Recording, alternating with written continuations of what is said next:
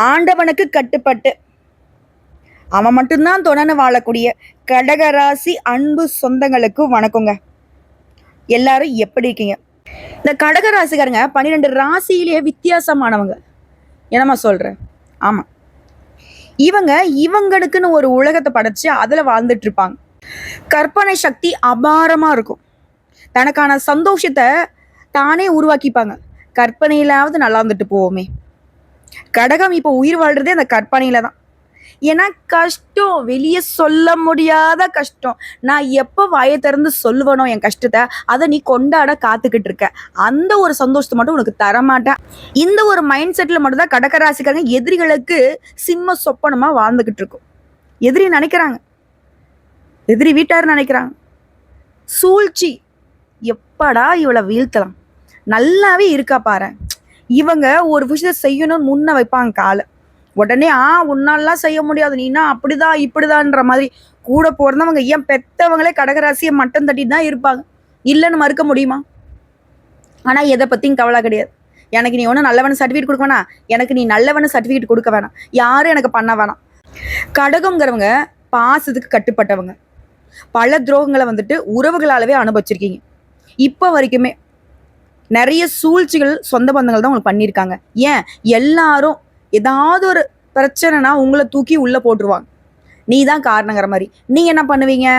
சரி, நம்ம வெளியே சொன்னோம்னாக்கா அவங்களா மாட்டிப்பாங்க, பரவாயில்ல நம்ம எப்பவும் கெட்டவங்களாவே இருந்துட்டு போவோம் அப்படிங்கிற மாதிரி தியாக உணர்வோடு நீங்க செயல்படுவீங்க. ஆனா கடைசியில கெட்ட பேர் மட்டும்தான் மிச்சம்.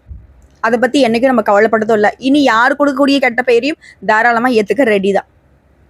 ஒரு கட்டத்துக்கு மேல கடகம் என்ன பண்ணிட்டோம்னா, ஆமா அப்படிதான் அப்படிங்கிற மாதிரி உட்கார்ந்துட்டோம். இப்போ இந்த செயல்பாடு நம்மளுடைய இந்த ரியாக்ஷன் மற்றவங்களுக்கு பயத்தை கொண்டு வந்துருச்சு இல்லையா? எத்தனை நாளைக்கு நாங்க மட்டும் மழுகிட்டே போவோம்? ஆனா கடகராசி காட்ட பாசத்தை காட்டி நீங்க உங்களுடைய பகையை தீர்த்துக்கலாம். அதாவது உள்ளுக்குள்ள ஒன்று வச்சுக்கிட்டு வெளியில அந்த நாக்குல தேன் தடவை மாதிரி பேசி நீங்க சாதிச்சுக்கலாம். ஆனா நேருக்கு நேரா நின்று நீ எனக்கு எதிரின்னு காட்டிட்டீங்கன்னா, கடகத்தை மாதிரி ஒரு எதிரியை நீங்க உங்க வாழ்க்கையில பார்க்க முடியாது. உங்களை துன்படுத்த மாட்டாங்க. நீ எங்கேயுமே ஏஞ்சிக்க முடியாத அளவுக்கு செக்க வச்சு விட்ருவாங்க.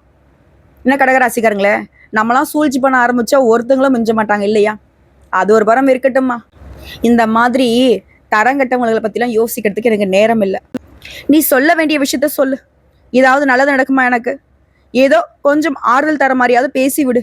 நடக்குதோ நடக்கலையோ கண்டிப்பா நடக்குங்க. கடகராசிக்காரங்க இத்தனை நாளா அஷ்டம சனியால மட்டும்தான் பாதிக்கப்பட்டு அல்லோலப்பட்டுட்டு இருந்தீங்க. அடுத்தா வரக்கூடிய சனி பகவானுக்கு அடுத்தபடியா மெதுவா நகரக்கூடிய ராகு கேது உங்களுக்கு பாதிப்பை கொடுக்குற மாதிரி உங்களுக்கு பயமுறுத்தினாலும் அவங்களால உங்களுக்கு பாதிப்பை ஏற்படுத்த முடியாது. காரணம் நான் பின்னாடி சொல்றேன். ஆனா இப்போ இந்த வீடியோ பதிவுங்கிறது தலைப்பு பார்த்திருப்பீங்க, ஒரு உறவால உங்க வாழ்க்கையே மாறப்போகுது. கடகராசிக்காரங்க எழுதி வச்சுக்கோங்க, மே 14ஆம் தேதி இது நடக்கும். என்னமோ உறவு, ஆல்ரெடி உறவுகளால் தான் நான் உரிமையில தான் நிக்கிறேன். இதுக்கு மேல அந்த உறவு என்ன பண்ண போகுது? பயப்பட வேணாம். அது உங்களுக்கு நல்ல உறவு தான். அதாவது நவ கிரகங்கள்லயே நல்லதை மட்டுமே செய்ய பழக்கப்பட்ட ஒரு கிரகம் யாருங்க? தனக்காரகன், முழு சுபகிரகம் பிரகஸ்பதி, தேவர்களுக்கு எல்லாமே தலைவன்னு அழைக்கூடிய குருவினாலதான் உங்களுக்கு மாற்றம். வாழ்க்கை நல்ல வகையில மாறப்போகுது. சொன்னப்பறம் உங்க தலைவிதியே மாறும். சனி பகவான் என்ன, ராகேது என்ன, ஓரம் போங்கப்பா. என்ன எல்லாம் கேட்க ஆள் இல்லையா? கடகத்துக்கு என்ன இவ்வளோ கஷ்டம் கொடுத்துட்டு இருக்கீங்க? ஏப்பா சனீஸ்வர் பகவானே, இத்தனை வருஷம் தான் வச்சு செஞ்சுக்கிட்டு இருந்த, கவனம் போக முடியாதா? உனக்கு பின்னாடி இந்த ராகவும் கேது வேற இழுத்து விட்டு போயிருக்கியா? ஒருத்தனும் கை வைக்க முடியாது அப்படிங்கிற மாதிரி குரு உங்களுக்கு பாதுகாப்பு கொடுக்க போற. இந்த குருங்கிறவர் யாருங்க? ஃபர்ஸ்ட் ஆதி பரம்பொருளாகிய இறைவன் தன்னோட சக்தியை பிரம்மா, விஷ்ணு, ருத்ரன் சொல்லிட்டு 3 அம்சங்களாக படைத்தாங்க. பிரம்மதேவர் படைப்பு தொழில தனக்கு உதவி புரிய சப்தம ரிஷிகளை உருவாக்கினார். அந்த 7 ரிஷிகள் மூலம் மனித அசுர இனங்கள் தோன்றுச்சு. அந்த 7 ரிஷிகள்ல ஆங்கிரிஷ முனிவரின் மகன் தான் அந்த பிரகஸ்பதி, அதாவது வியாழ பகவான். சரிங்களா? ஜோதிட சாஸ்திரப்படி இவர் பெருமை பெற்ற ஒரே கிரகம். இவர் உங்களுக்கு என்ன மாதிரியான பலன்களை கொடுப்பாருன்னா, முக்கியமான 2 விஷயத்துக்கு காரணகர்த்தாவா விளங்குவார். முதல் விஷயம் தனம். தனம்னு சொல்லக்கூடிய பணம். அதே மாதிரி புத்திர சம்பத்துன்னு சொல்லக்கூடிய குழந்தை செல்வம், இந்த இரண்டையுமே அளிக்கக்கூடிய சர்வ வல்லமை பெற்ற கிரகம் தான் அந்த குரு. குருவை பொறுத்த வரைக்கும் இது மட்டும் இல்லைங்க, பல்வேறு விதமான ஆதிக்கங்களையுமே உங்களுக்கு கொடுப்பார். ஞானம், கூர்ந்த மதிநுட்பம், மந்திரி யோகம், நிதித்துறை, நீதித்துறை, வங்கி, கல்வி, வேத உபதேசம் போன்ற எல்லாமே குருவின் அதிகாரத்துக்கு உட்பட்டவை தான்.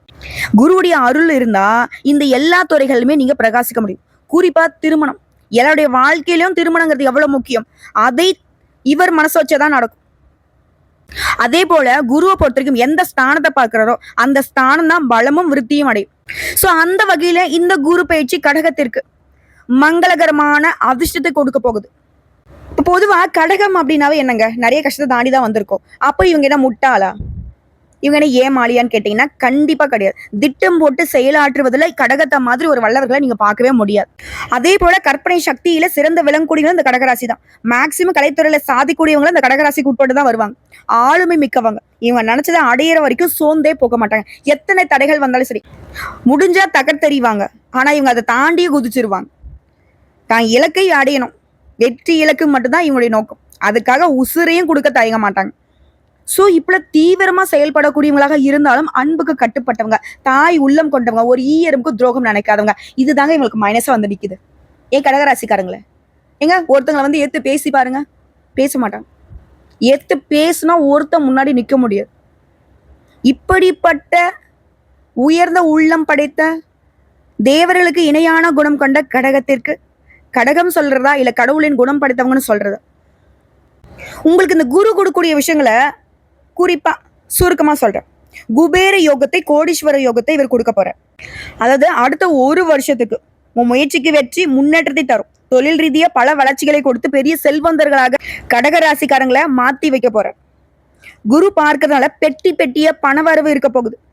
சிம்பிளா சொன்னாக்க மிகப்பெரிய ராஜயோகத்துக்கு சொந்தக்காரர்களாக கடகம் மாற போகுது. அட சூப்பர்மா, நீ சொல்றது கேட்கவே நல்லா இருக்கு. அதை அனுபவிக்க போறீங்களே, அப்ப எப்படி இருக்கும் யோசிச்சுக்கோங்க. கஷ்டமெல்லாம் ஆடி தொடச்சு விட்டுடலாம். எங்கேயும் எதிலும் புதுமையும் புரட்சியும் செய்யக்கூடியவங்க, உழைப்பால உயரும் உத்தமர்கள் நீங்க.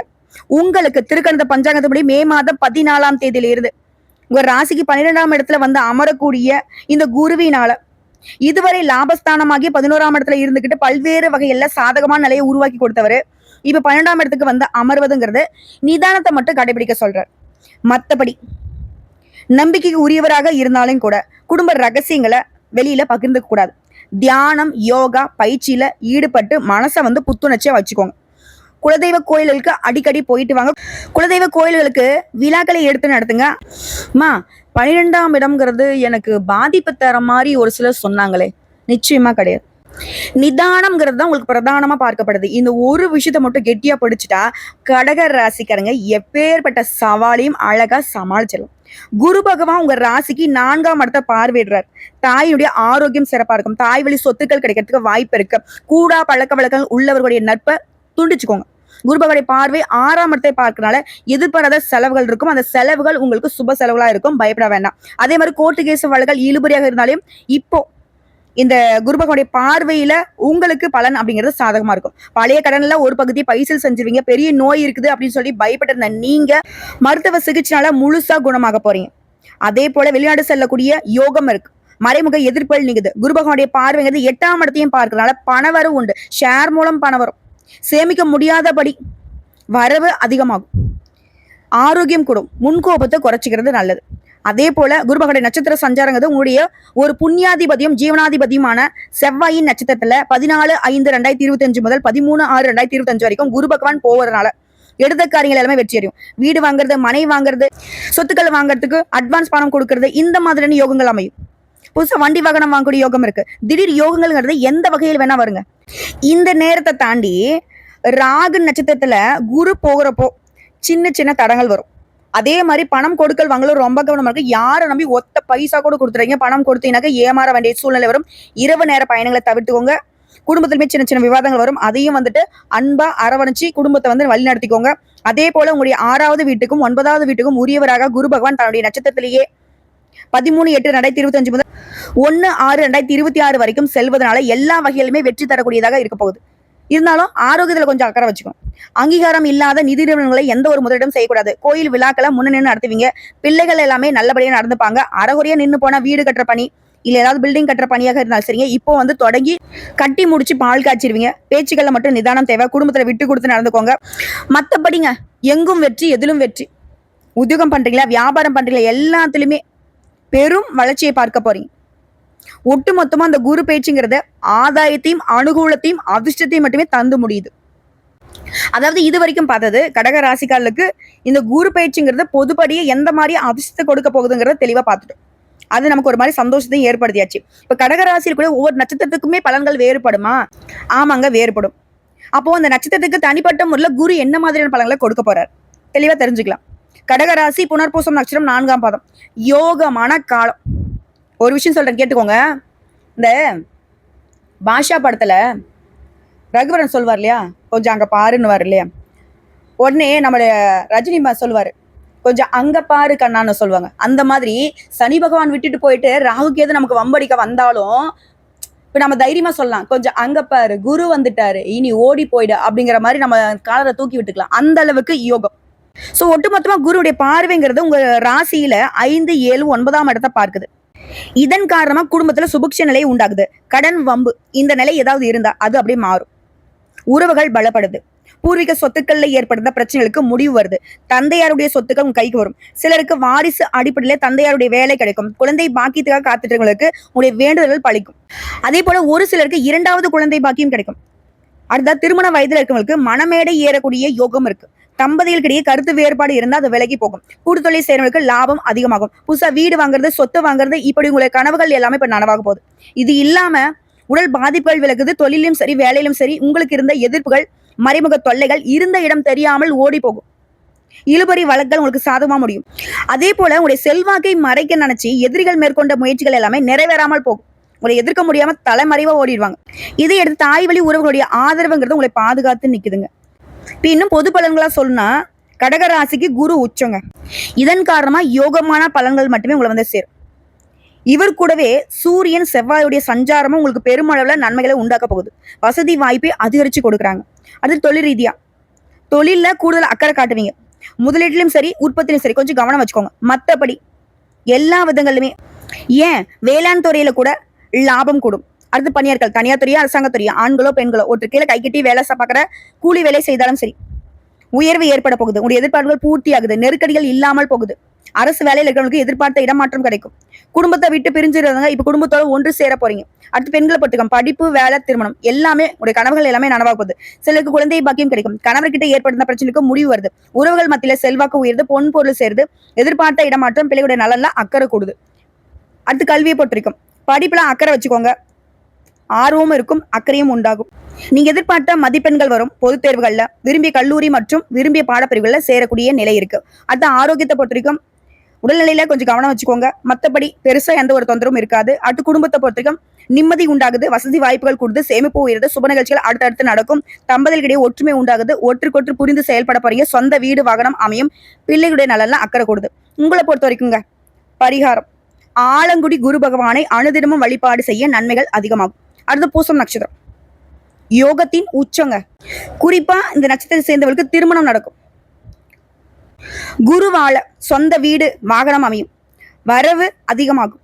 ஆனா ஒரு விஷயத்த மட்டும் நீங்க செய்யக்கூடாது. இது வந்து எழுதியே வச்சுக்கோங்க. மத்தவங்க ஜாமீன் கையெழுத்து போடுறது, இது உங்களை பெரிய சிக்கல்ல கொண்டு போய் விட்டுரும். மற்றபடி பெரும் அளவுல நன்மைகள் தாங்க கிடைக்கும். நினைச்சது எல்லாமே நடக்கும். அடுத்து தொழில் ரீதியா பார்த்தோம்னா தொழில புதிய முயற்சிகளை மட்டும் கொஞ்சம் தவிர்த்துக்கோங்க. மற்றபடி கடன் வாங்கி தொழிலை விரிவு செய்யலாம் அப்படின்ற எண்ணம் இருந்தா அதையும் தவிர்த்துக்கோங்க. இருக்கக்கூடிய விஷயத்தவே வந்துட்டு நீங்க பயன்படுத்திக்கிட்டா போதும். அதுவே உங்களுக்கு பெரும் வளர்ச்சியை கொடுத்துரும். இதை தாண்டி கடகராசியில இந்த நட்சத்திரத்தை சேர்ந்தவங்க அகலகால் வைக்க கூடாதுங்கிறத நினைவுல வச்சுக்கோங்க. அடுத்து பணியாட்கள், தனியார் துறையோ அரசாங்க துறையோ, ஆண்களோ பெண்களோ ஒருத்தருக்குள்ள கை கட்டி சம்பளம் வாங்கக்கூடிய கூலி வேலை செய்தாலும் சரி நெருக்கடிகள் இல்லாமல் போகும். அரசாங்க உத்தியோகத்துல இருக்கிறவங்க மேல் அதிகாரிகளுடைய அன்புக்கு பாத்திரமாகுவீங்க. நீங்க எதிர்பார்த்த பதவி உயர்வு, சம்பள உயர்வு, எதிர்பார்த்த இடமாற்றம் கிடைக்கும். என்னதான் வேலை உங்களுக்கு சாதகமா இருந்தாலும் உங்களுடைய வேலையில நீங்க கவனமா இருந்தா ஆகணும். அடுத்த பெண்களை பொறுத்த வரைக்கும் உங்களுடைய நிலையில உயர்வு உண்டாகுதுங்க. படிப்பு, வேலை, திருமணம் இது சம்பந்தப்பட்ட கனவுகள் நனவாகுது. சிலருக்கு குழந்தை பாக்கியம் ஏற்படுது. மாங்கல்ய ஸ்தானத்துல ராகு, குடும்பஸ்தானத்துல கேது சஞ்சாரம் இருக்கிறதுனால அதே போல குடும்பத்தில் இருக்கக்கூடிய பிரச்சனைகள் சரியாகுது. கணவருடைய உடல் ஆரோக்கியத்துல மேம்பாடு இருக்கு. வேலையில இருக்கிறவங்களுக்கு எதிர்பாராத இடமாற்றம் உண்டாகும். அந்த இடமாற்றம் உங்களுக்கு சாதகமா தான் இருக்கும். கல்வியை பொறுத்த வரைக்கும் படிப்பின் மீது ஆர்வம் இருந்தாலும் அலைச்சலும் சோம்பலும் உங்களை வந்து எதிராக மாத்திவிடும். ஸோ அதுக்கு வந்து இடம் கொடுக்காதீங்க. படிப்பில் மட்டுமே அக்கறை வச்சுக்கிறது நல்லது. பொதுத் தேர்வுகளில் எதிர்பார்த்த மதிப்பெண் கிடைக்கும். விரும்பிய கல்லூரியில் இடம் கிடைக்கும். உடல்நிலையை பொறுத்த வரைக்கும் கவனமா இருக்கிறது நல்லதுங்க. விபத்து ஏற்படாமல் பார்த்துக்கோங்க. வண்டி வாகனத்துல போறப்ப எச்சரிக்கை அவசியம். அடுத்து குடும்பத்தை பொறுத்தவரைக்கும் கணவன் மனைவிக்கு இடையே ஒற்றுமை இருக்குதுங்க. மூன்றாவது நம்மளுடைய தலையீடு இல்லாம குடும்பத்தை வந்து பாதுகாக்கிறது உங்களுடைய பொறுப்புங்க. அதே மாதிரி இப்படி பல நாள் கனவு, புதுசா வீடு கட்டி குடியேறது, அந்த கனவுகள் நனவாகும். புதுசா வீடு கட்டி பால் காய்ச்சக்கூடிய நிலை இருக்கு. பிள்ளையுடைய உயர்கல்வி கனவுகளை இப்ப நனவாக்கி கொடுப்பீங்க. குடும்பத்துமே சுப நிகழ்ச்சிகள் நடந்தேறும். உங்களை பொறுத்த வரைக்கும் பரிகாரம், சனிக்கிழமைகள் தோறும் சனீஸ்வர பகவானுக்கு நல்லெண்ணெய் தீபம் ஏற்றி வழிபாடு செய்வது நன்மையை பல மடங்கு உயர்த்தும். அடுத்த ஆயில நட்சத்திரம், உங்களுக்கு நல்ல காலம் பிறந்துருச்சுங்க. குரு உங்க ராசிக்குள்ள உச்சமாக சஞ்சரிக்கிறதுனால வசதி வாய்ப்புகள் அதிகமாகுது. திருமணம், குழந்தை பாக்கியம், இந்த மாதிரி உங்களுக்கு கனவுகள் எல்லாமே நனவாக போகுது. உடல் பாதிப்புகள் விலகுது. ஆரோக்கியம் மேம்படுது. குடும்பம், நட்பு இந்த வட்டத்துல மீண்டும் உங்களை வந்து கொண்டு போய் சேர்க்கிறாரு. புதுசா நிலம் வாங்குறது, வண்டி வாகனம் வாங்குறது, பழைய வீட்டை புதுப்பிக்கிறது, இந்த மாதிரியும் அசையாத சொத்துக்கள் உங்க பெயர்ல வாங்குறதும் எல்லாமே உங்களுக்கு வளர்ச்சி. அதே போல எதிர்ப்பு, பகைவர் தொல்லை எல்லாமே விலகி நிம்மதியை அடைய போறீங்க. இது வரைக்கும் நீங்க பார்த்துட்டு வந்த பிரச்சனைகள் எல்லாமே உங்களை விட்டு விலக போகுது.